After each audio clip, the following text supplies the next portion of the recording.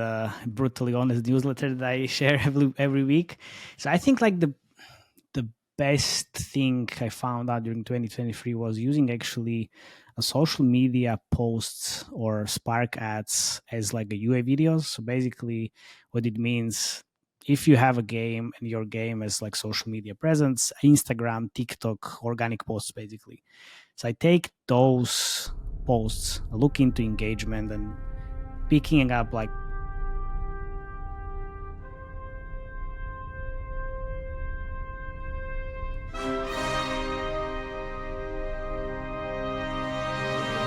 This is a no bullshit gaming show where we talk about games and their revenue in great detail, powered by our ad monetization, game design, and user acquisition triple threat expertise.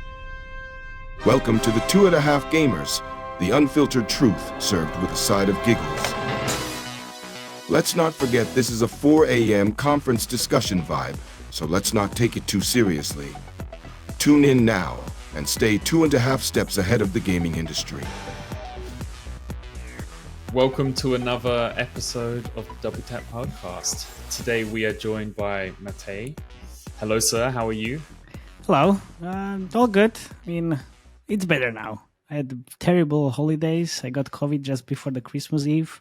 So I was lying in the bed with COVID at the Christmas Eve. And then my wife got it afterwards. My daughter got sick last week, 40 Celsius fever. So it wasn't like very good end of the year and start of the year. But now it's getting better. It's getting better. You're getting that out of the way. Yeah. Well, I mean, like she started right now again, like going to kindergarten, so she's gonna be sick next week again, I guess. So like that's family life, all the fun stuff. I also realized I failed to intro you, Matej. So for anyone who isn't already familiar, shame on you. But Matej is a UA consultant and, more importantly, the host or co-host of the 2.5gamers podcast. So yeah, very happy to have you on here today. Thank you very much. And before we get into the meat of it, disclaimers out the way. So the content in this episode is designed for educational and entertainment purposes only. This is not investment advice. The opinions shared by Alex and I are our own. And we don't have, unfortunately, investments in Matej, but if you are open, then like 100%, I think we're buying. Very good. So it's mainly for entertaining purposes, and then a little bit of knowledge here and there. I think it's gonna be like that. That's how I like to drive our podcast as well. So let's see how it goes. Nice. So something we like to ask all of our guests: what are you currently playing at the moment? Playing? Oh, so I just finished playing. Well, not finished, but we are kind of reviewing different games on our podcast. So now we kind of diving really deep into hybrid casual. So I was playing Tower War from 2.5gamers, and now kind of trying to play Royal Match for some reason. I don't know why, but Dream Games, because it's one thing they do UA very efficiently apparently, and they're kind of spending shit ton of money. So I just want to know like what is the overall onboarding flow from seeing the creatives, then what's happening in the screenshots and the store, and then what's actually in the game. And then I started playing Dream Detective from Century Games. So Century Games is a company from China which is now doing really, really well. Definitely. I'm such a fan. Earned more than like 500 millions, and that's IIP only. It's in-app purchases only, and it's sensor tower data, so it might be like 2x that with ads and all of it. And they just released one new game, and immediately got my attention because there is like different creatives. Well, it's a little bit fake, I would say, but they are kind of easing the onboarding with the mini games, which are in the creatives. But yeah, it's like, all the UA fun stuff. So we had like a yacht party in South Korea, which is absolutely bizarre. And then like we invited a few people there, and then like the CMO of Century Games came there, and we had like amazing discussion. So like you are actually talking to a pro immediately. So it's like one of the best discussions I had, and then afterwards we ended up working together. How do you know you're talking to a pro? Like 10 seconds, 30 seconds into the conversation. If you're talking about like UA or yeah, because like you mentioned 5 games, and he knows every game, every creative, and he mentions like 10 more. Like, hey, well, you should be looking at this, and that, because we already like working. I was like, wow, okay, like immediately now. Did he point you, or did they point you in the direction for like any new games that you hadn't seen before, where you thought the creatives? Yeah. So we were just like discussing this weird TikTok. What was it, like? A viral hit, like coloring book or something. It was like a meme. I was like, have you seen like what's happening in like a US store? Like, this is like a coloring book up there. Like, oh yeah, I've heard like something is, there's like TikTok viral theme or whatever meme is happening, and like immediately shoots up the game into top 1 US. I was like, okay, I need to check this. And that was just like first sentence, like, okay, well, this is my guy. Love it.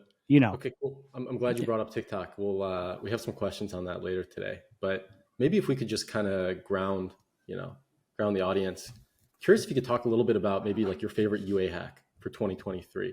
Maybe something that, you've tested out a lot of hypotheses and it got to a point where you're like, hey, this is maybe one of the staples of 2023. And, if you don't want to share anything super, under the hood, any special secret sauce, then maybe something that you liked using in 2023 that you think might be sufficiently deprecated going into 2024. No, I always share as much as I can in the brutally honest newsletter that I share every week.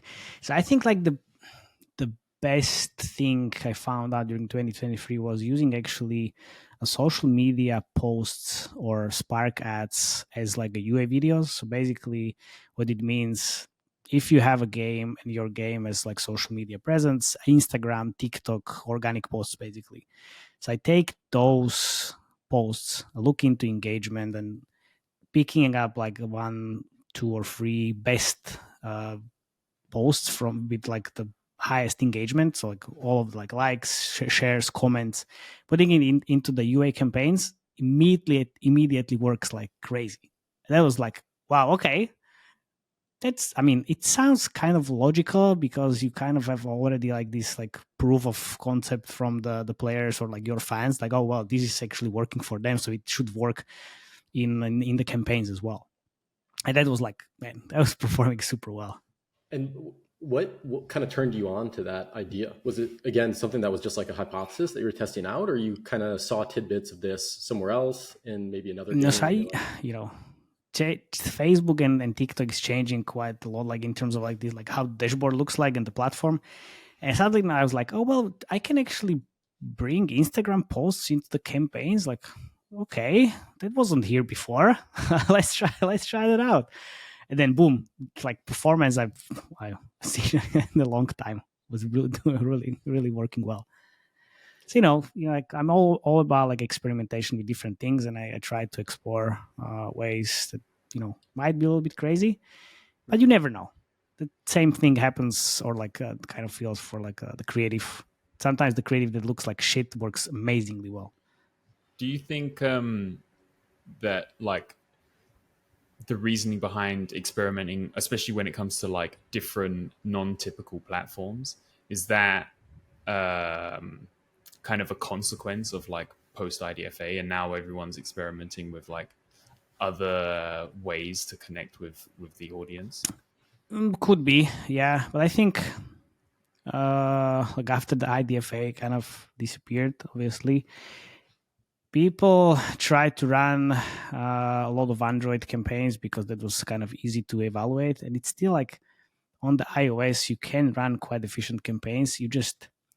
You need to think and like kind of have different kind of optics for evaluation. It's not going to be the same thing, but it's still possible. And yes, of course, like people are trying to experiment with these social media, whatever else, different UA networks, and even like maybe influencer campaigns and all of like non-traditional UA, let's call it that way. And is that something that you plan to test more over 2024? Like, do you plan to test out these like alternative kind of distribution channels, like maybe an influencer, or like you suggested earlier, maybe like a TikTok? Well, TikTok is one of my top channels, so it's definitely gonna be maybe even higher in the ranks for me in 2024. Actually, moderating a panel discussion on at PGC in London in 2 weeks about launching games on TikTok. It's very important. But yeah, like if we had this recording like 2 years ago, we wouldn't be talking about TikTok at all. So yes, TikTok is definitely there. The thing is, you can experiment to a certain extent. Depends on what kind of budget you have and all of these like different kind of requirements and restrictions. I usually have like few, let's call it like traditional channels, and then 20-30% of the budget goes to like experimenting with new channels, influencers, and whatever else, like crazy ideas in creatives and these things. When it comes to TikTok discovery, how does it work in the West? Because I have a bunch of Chinese friends, and when they're like scrolling through TikTok, they essentially have a live streamer who'll be playing these games, and then you click through, and then we'll start playing, and then there's engagement on that end from the content creator themselves. Is it the same in the West, or is it a bit different? It's a little bit different. It's definitely like this trend is growing here as well, and like some of the people are kind of trying to experiment with these, let's call it live games. It's amazing, and apparently it's not that hard to build, but it's not at the same level as in Asia. That's for sure. But the engagement is there. I mean, look, TikTok is a huge channel for UA, and for organic kind of reach is also quite big. And honestly, like we tried experimenting with TikTok. Well, I tried experimenting with TikTok with 2.5gamers podcast and like a few different clips, and we are getting more and more views out of nowhere. I mean, the algorithm is amazing. So like, well, okay, I will take that. Okay, so to move the lens a little bit onto Web3, as that's a topic that we cover quite a lot in this podcast. Yeah.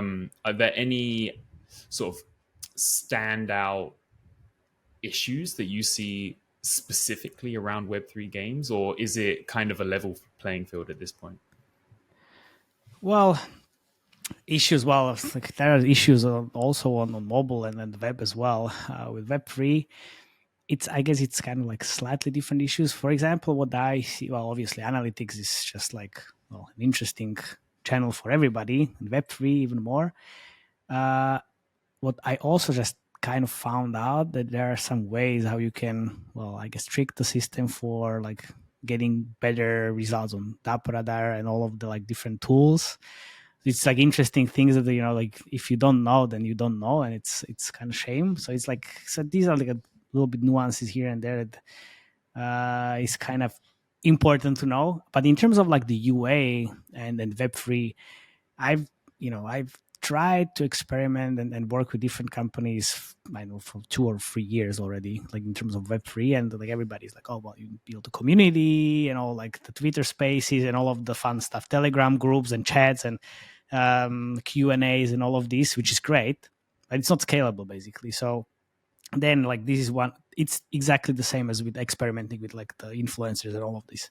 You need to have like core pillars of the UA strategy, which can be, again, TikTok, YouTube is working well for like web-based games, and honestly, Web3 now is what, like Web 2.5 or something. You are also starting to have the mobile versions of the game, so it's a combination of the traditional UA and these, like, again, like communities and then Twitter spaces, and then like, there are also, I think, well, from what I heard, the UA Web3 channels where you target the wallets and all of this, which again is interesting on paper, but then like where's the inventory, and it's not as simple as like everybody's talking about. But yeah, something that has been a common topic of discussion recently is how traditional like Web2 UA metrics aren't exactly one-to-one with Web3. A good example would be like monthly active users. Or daily active users, because when you introduce like a financial or earning component to it's like the retention as well. These like farmers of like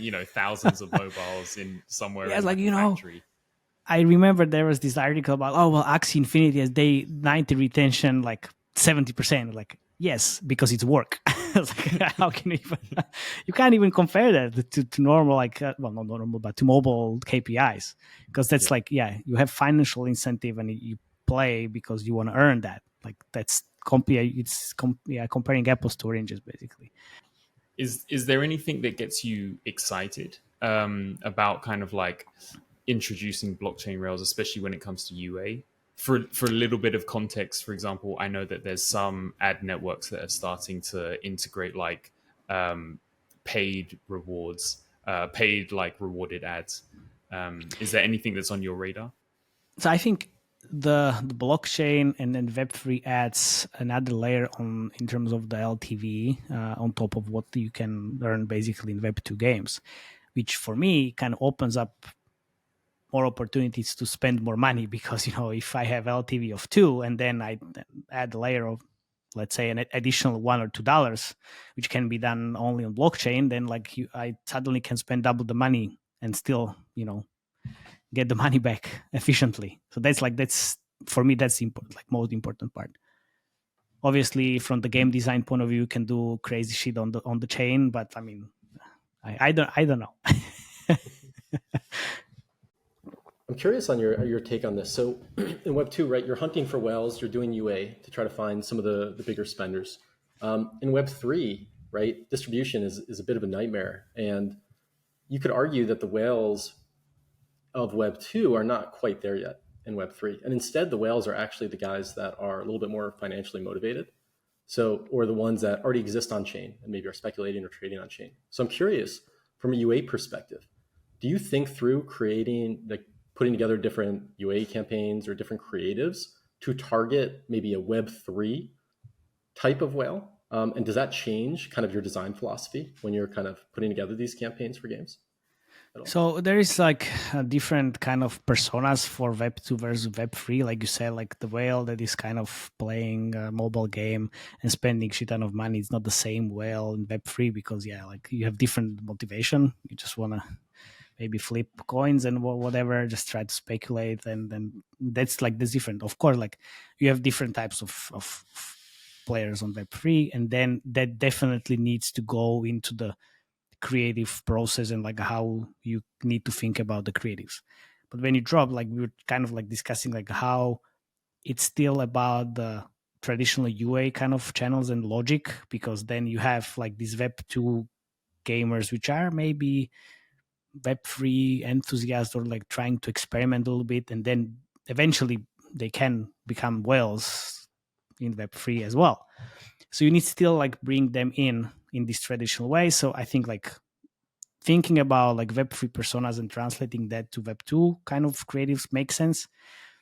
But that Web3 personas might be leveraging like building the community in your Discord or maybe Telegram groups or whatever else a little bit more than like the traditional UA. Let's call it that way.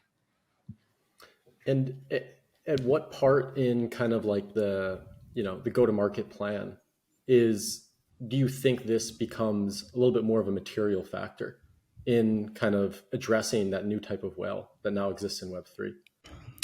I think there's still a lot of education that needs to be done in terms of like switching from Web 2 to Web 3 and like kind of motivating players to actually make this switch. And so that's, I think like the one part is like for me as a UA person to actually bring those players in on the traditional UA side. And then let's say I would work with the community managers and like all these like people that are kind of like working with the community to educate them a little bit more on the side of like how to leverage the Web3 type of technology a little bit more. So that's I think that's when this becomes like very important thing. Like on the UA side, as soon as you mention anything Web3 related on the channels, you're fucked. You can just forget about UA immediately. It's really like still quite like Wild West. You need to stay away from any Web3 terminology. Like now, TikTok is again moving back to this. Like Facebook said it's okay, but it's not okay. The only channel which is fine is like Google, and that's it. So it's like you need to be very careful about like what you kind of like say and like and showcase as well. Are there any ways in which you subtly tease on those channels that a game might have Web3 elements, but you don't outright explicitly say NFTs or something else? Yeah, I Is think that digital fine? assets is fine. Yeah, like you can find these different words for the same thing. Each if you mention digital assets, that can be fine. Because it can be whatever. Digital asset can be whatever you can think about. But you need to be very careful about NFTs and blockchain, even in the store description. It's just it's ridiculous. They check like all the onboarding flow, so it's creatives, text in the creatives, and then whatever you have in the store as well. Is there anything that maybe not in today's environment, but at some like optimistically sort of speculating that sometime in the future, would there be some elements of like a Web3 UA strategy that might leak over into traditional UA? I think the building the community is just perfect example, because right now like a lot of different companies like kind of found out like, hey, well, this is actually quite good.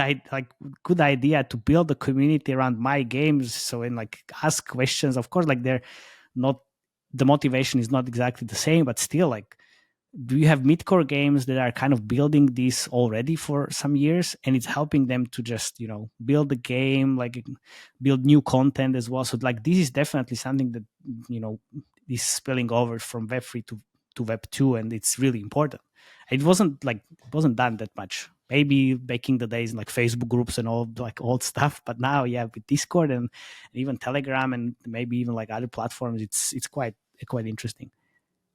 To follow up on that point about community, is there a world where the more casual a game is, that need for a community is still there, or is it Oh still man, something that like mid-core?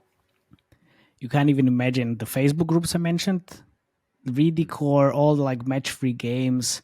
They have Facebook groups because the female 35 plus, they're on Facebook and they are talking about the game there. It's a super large groups, really, really, really efficient for the casual games as well. And oh man, like those are the core players basically for casual casual titles. So yeah, it's definitely there, and it's Yeah, important. that's super interesting actually. And when you say they're really efficient, what do you mean by that? So it's a group where you have your best players basically, and there's like no moderator. So they're kind of moderating themselves, and they're like exchanging ideas, different things. Obviously, like they're developers there, but they're not actively participating. They're just observing, like how, like what the hell is happening in that group. Hey, it's really wild. You would be surprised. So moving on, you mentioned previously how there's like some unique Web3 UA incentives of like, free NFT mints or token launch or whitelist grinding, that type of thing. What are your thoughts on them? Do you think there are some better than others? Are some of them just trends that are going to go out of style very quickly? Yeah, I think like airdrops, that was like a really interesting thing that started to pop up, and then I don't think the free mints are kind of very questionable. I think still. What I would say, I like all of those when it's kind of creating a synergy. If you do only one thing, I don't think it makes too much of sense. So like putting all the pieces together is good basically for like the UA, kind of like creating the hype, because that can also help on the UA side of things. So a combination of everything. I think like now I don't hear about airdrops too much. I hear about free mints a lot for some reason, but airdrops kind of like disappeared basically for some reason. But it's just kind of like, okay, well, you open a wallet and then suddenly you have a couple of NFTs there. Of course, you want to talk about it. That was kind of nice. You mentioned how you think some of the Web3 incentives are synergistic. And I'm curious, do you think they're synergistic with each other, or do you think they're synergistic with some of the Web2 kind of, or just more traditional UA campaigns? And if so, Well, maybe I think both. Like, because they're synergistic between each other on the Web3 side, but then like that spills over to all the UA stuff. Like there's also like the example of you run TV basically in the UK, US. Well, US is quite a big country, so you need to spend a lot. But let's say you run a TV in the UK. that has an effect on your UA campaigns because of the branding reason. So if you think about like all these like different Web3 elements that create kind of like hype around it, and that can also spill over to like the UA, like you get more engagement on the creatives, which creates then better slot in auction, so which drives down the CPIs and all of kind of like creates a really nice effect. And I'm curious, back to kind of our earlier conversation about the like delineating the nuance between a Web 2 whale and maybe a Web 3 whale. I'm curious, are there certain things of certain characteristics of a Web 3 whale's wallet that you would be uniquely tracking? So in other words, maybe this person doesn't have really high retention for like an idle game, but maybe they are extremely active in trade volumes for a gaming token. I'm curious, is that something that you would be willing to experiment with in terms of trying to go out and target that type of user? I mean, I would need to like get as much information as I can, and then try to find like what is the pattern that kind of works well for me in the UA. But yeah, I would definitely be experimenting with a lot of different shit, and there are endless possibilities and combinations. That's what's kind of exciting. So yeah, definitely yes. So aside from building a community, alternative UA platforms and distribution platforms, is there anything else that you're excited for going into the new year? Honestly, in terms of like UA, like not that many things changing. So I mean, there is gonna be like new Google privacy sandbox stuff. Nobody knows when. So when people ask me this question, like, well, I'm not that excited too much like for new things, because not that many things is changing in terms of like the UA channels or like optimizations on the campaign side. Like we are basically at the end game.